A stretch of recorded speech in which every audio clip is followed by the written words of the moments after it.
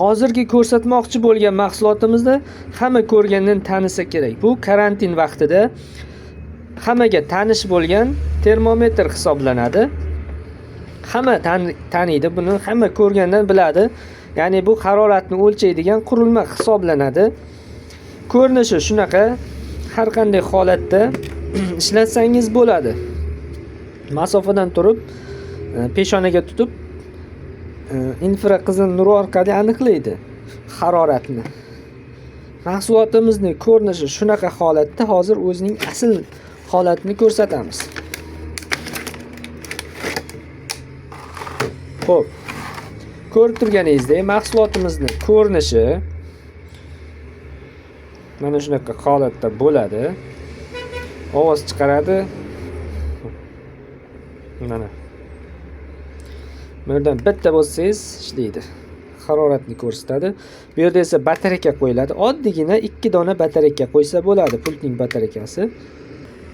Xo'p, mahsulotimizning ishlashini ham ko'rsatib o'taman.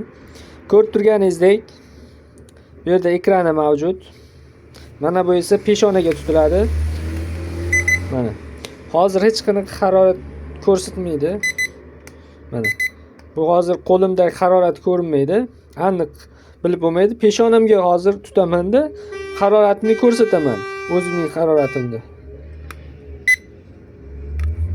Mana. Mening haroratim hozir 35.6 ekan. Ya'ni tanamdagi harorat shu miqdorda ekan. Ko'rib turibsiz, ko'rinishi juda ham oddiy, sodda ishlab chiqilgan, bemalol ishlatsangiz bo'ladi. Bu ishlatish juda ham qiyin emas, oddiy. Buni hamma biladi. Karantin vaqtida, koronavirus vaqtida bu qurilma juda ham bizga asq qotgan, foydali bo'lgan. Hamma biladi. Bu ishlatishni ham hamma biladi. Qanday ishlashini ham biladi.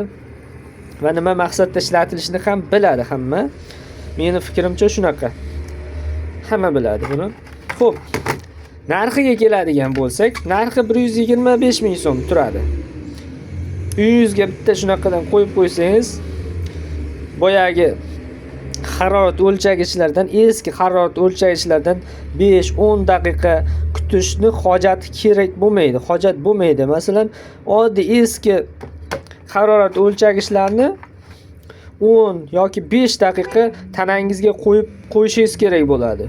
Haroratni aniq bilishingiz uchun. Bunda esa hech qanday muammo emas. Shunday peshonaga bitta tutadi bo'ldi.